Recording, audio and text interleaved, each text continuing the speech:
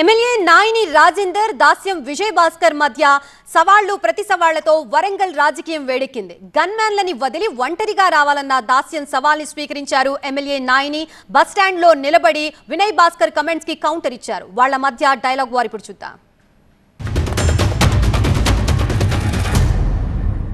కాజ్పేట నుంచి వరంగల్ వందల మందిని చిరు వ్యాపారులను పొట్టగొట్టినావు.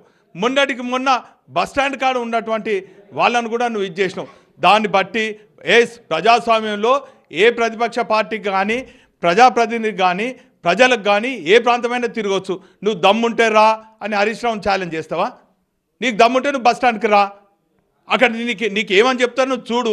చుట్టూ ఒక కోట్రీ ఉన్నది. ఆ కోట్రీలో నీ తప్పులు నీకు తెలుస్తలేవు. నువ్వు చేసే వాక్యాలకు చిల్లర నవ్వుతున్నారు. అది వాస్తవాలు తెలుసుకో. నీ గన్మెల ఇడిచిపెట్టిపోతే అక్కడ క్షేత్రస్థాయిలో నీకు ఆ వాస్తవాలు తెలుస్తాయి. నేను కూడా పదవిలో ఉన్నప్పుడు నీ ఎస్కాట్ పెట్టుకొని తిరగలేదు.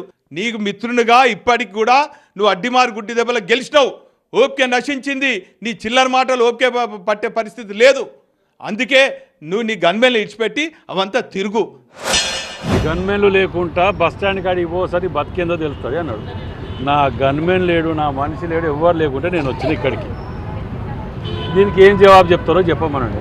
వాళ్ళు 10 ఏళ్ళు గవర్నమెంట్ ఇది చేసినప్పుడు యూనివర్సిటీకి గన్మెన్ లేకుండా పోయినరా? ఏనుమాముల మార్కెట్కు గన్మెన్ లేకుండా పోయినరా? ఎప్పుడైనా మేము 100 సార్లు అన్నాం, ఎప్పుడైనా పోయినరా?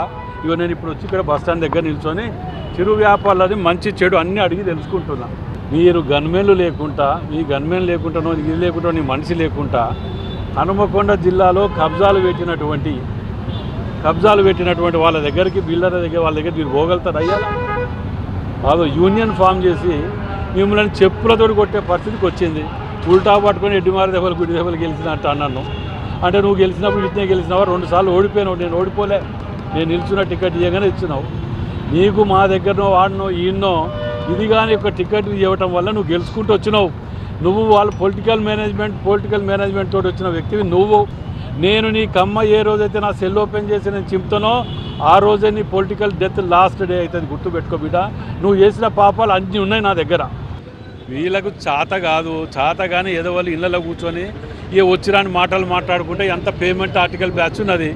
ప్రవీణ్ గారు మీరు కూడా మీ పద్ధతి మార్చుకోండి. మీరంటే మంచి అభిప్రాయం ఉన్నది, మంచి వాళ్ళు, right person in wrong party అనేది తెలుసుకోండి ఇప్పటికైనా.